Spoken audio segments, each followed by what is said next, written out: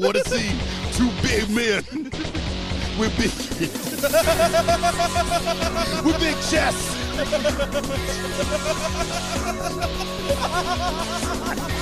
And big muscles. Bumping meat.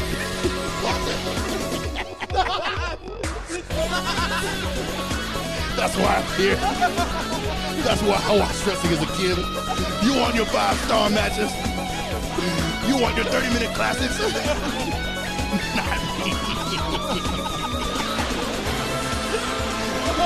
Big meaty men slapping meat.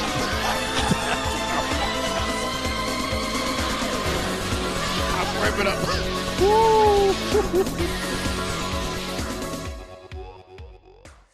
Hello and welcome back to Afterglow episode 52. And we're continuing with Big Meaty Men Slappin' Meat in March with a Capcom wrestling game, Saturday Night SlamMasters. And this one will probably be the most different of all the games I end up covering this month, because it's not a typical wrestling game. It plays a lot more like kind of like a fighter and a beat 'em up than it does a wrestling game. But it is indeed a wrestling game. It takes place in a wrestling ring. All the competitors are wrestlers, and I think that will definitely qualify it as a wrestling game for sure. Came out for multiple systems. There's the arcade version, which you can play to this day on the Capcom Arcade Stadium. I believe it's Volume 2 is the one that the arcade version Saturday Night SlamMasters is on. It also came out for the Super Nintendo, Sega Genesis, and the FM Towns, which was not available here in the US. I believe it is a Japanese system, but it is an incredible game. And after the music cut, I'll go into my memories of it.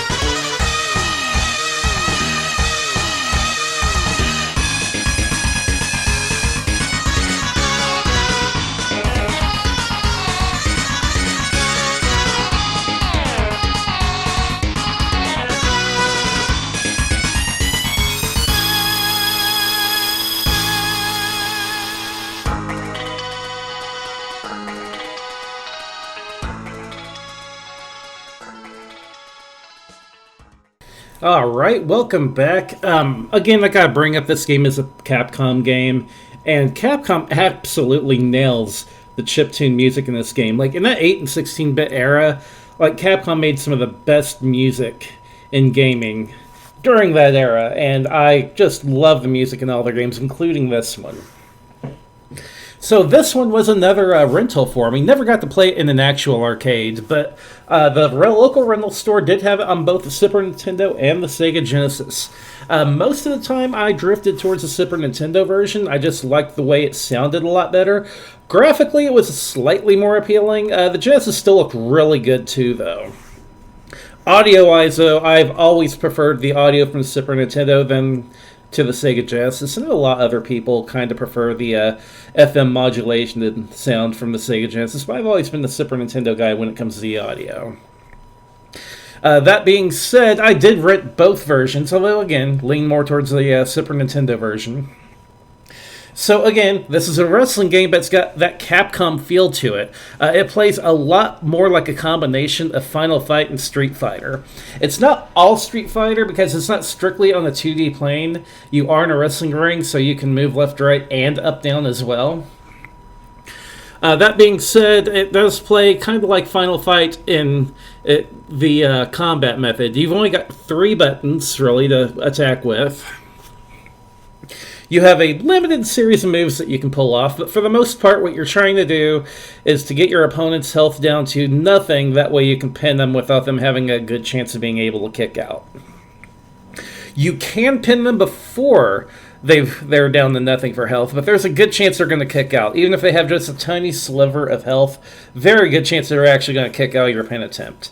That being said, if you are doing a tag team match, if you're trying to pin someone, the other guy in the match can come in and break up the pin even if they're at no health whatsoever. So it's kind of something to think about there. Speaking of the characters in this game, they're not real wrestlers, unlike all the other games I'm probably going to be covering this month, but dear God, there's some iconic people in here. The main protagonist is Biff Slamkovich. Yep, that's his name, Slamkovich. He is a Russian who trained under Hagar under his rival Gunlock. That comes from the Japanese version, though. The English version doesn't say anything about that, although he does talk about Comrade Zangief in his losing quote, which is kind of interesting. Speaking of Gunlock, he's another guy in this game. English version says that he's possibly related to Guile from Street Fighter 2, so it's kind of interesting. You have the Great Oni, who is a Japanese wrestler who dresses kind of in a kabuki style. His backstory is that he wasn't good enough to be a kabuki, so he went into wrestling, which is kind of funny. You have Titanic Tim, who really reminds me of Giant Gonzalez. This guy is skinny, and he is incredibly tall. And in his backstory, he's once a tag team partner of Birdie from Street Fighter. You'd have to go back to the first Street Fighter game to see Birdie, though. You don't really see him in Street Fighter 2. There's El Stingray, who's a luchador. He's really fun. You have Mike Hagar, who has a nickname of Mike Macho Hagar in this game. Of course, if you have heard that name before, you've obviously played Final Fight. So the Japanese version says that Hagar's appearance in the wrestling game takes place before he became the mayor of Metro City in Final Fight. But the English version has this wrestling stuff that he's doing happening after he was mayor. So kind of interesting where the timeline could possibly sit. Then you have Alexander the Grater, spelled Grater, like a cheese grater. He's an Australian wrestler. You have King Rastamon.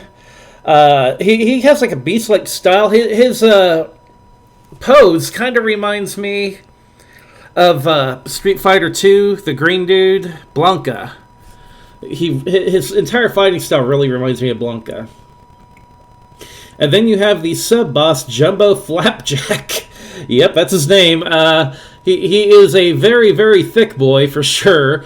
Now, if you're playing the Sega Genesis version, he is unlocked, I believe, from the start, but in the Super Nintendo version, he's not. Finally, you have the Scorpion, who's the game's final boss and main antagonist. He really, really resembles El Stingray to me, at least in certain ways. And if I was playing on the Genesis, I would have Scorpion and El Stingray team up to be a Lucha Libre tag team, and I really like that setup. If I wasn't doing those two, I'd usually team up Hagar with Gunlock, or maybe Hagar and Biff. But, yeah, absolutely loved running this game. It's not a long game because it also plays like an arcade fighter in the way that you go through the levels. There's a map on the screen, which is centered inside the title belt. But it's a map of the world, and just like Street Fighter, you're on a plane that will fly to all these locations in the globe. And whenever you loop the globe, you'll fight the boss of the game, and then you'll have to defend your title, make one more loop around, and after that you've beaten the game. But like I said, there are differences between the Super Nintendo and Sega Genesis version. The Genesis version had a deathmatch mode, which was really cool. And it really resembled an ECW match even before ECW got real big, which is really interesting. Like, you'd have this big electrified cage, and, there'd be a barbed wire ring. It was really, really cool.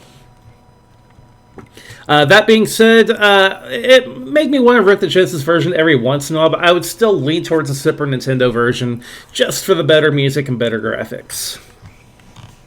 Never did actually purchase this game, though. This is one that I just rented often as a kid, but never came across it to be able to purchase or anything.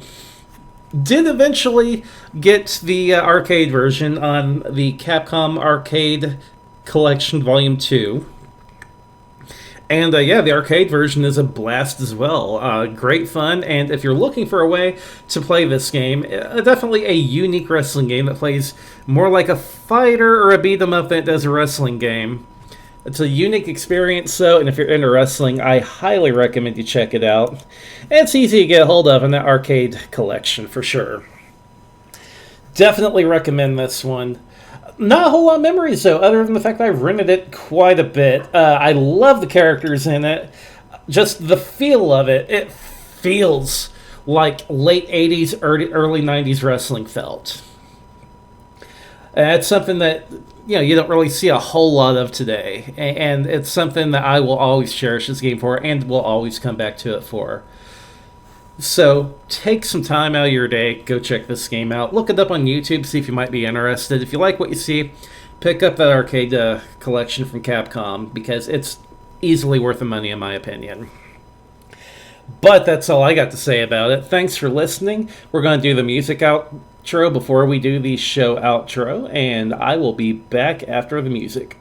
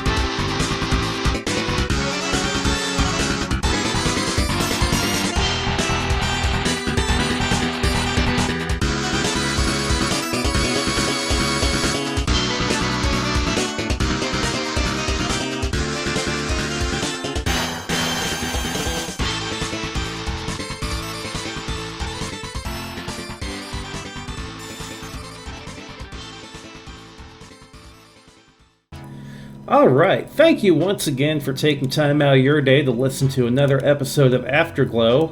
If you enjoy this whole wrestling month with a big meaty men slapping meat in March, on the 15th there is a huge special episode coming out over 2 hours long. It's a tournament of retro wrestling games where we're going to have 16 games that fight their way through a bracket to see which retro wrestling game comes out on top. I'll be on along with Soups and B-Rob from the Secret Levels Discord. That episode will be out in less than a week, so if you enjoy the whole wrestling game thing, you've got to check that one out. I'm really hoping that you guys enjoy it. Soups and B-Rob, they worked really hard on all of that stuff. So much more knowledge of wrestling games than I have. I was just loving having them on. So on top of that, if you like listening to my retro game ramblings, there is a Discord. I'm trying to get some people in to kind of talk about old school gaming with me. I'm also on the Secret Levels Discord often if you want to talk to me on there. There is also a Patreon for the show. If you check the show notes, you will find the link to the Patreon. Just $1 a month if you want to join up, and you'll get a shout out at the end of every episode. Friends of the show include Retro Gaming Roundup, one of the longest running retro gaming podcasts, Secret Levels podcast, covering one game per episode. Always a great entertaining show. The Lost and Gone podcast with Grim. Checking out Lost and Gone Media, very cool podcast, and he's got a new one coming out pretty soon that I believe I will be on. I was interviewed for it. It'll be an interesting listen to be sure. As far as Afterglow, my show logo and artwork has been done by TobyVonDoom from Secret Levels, and the intro and outro music for Afterglow is done by Grim from the Lost and Gone podcast. Thank you for listening. I'll see you on the next episode of Afterglow for that huge 2-hour special. I really hope you guys join in and listen. Thanks again. See you next time.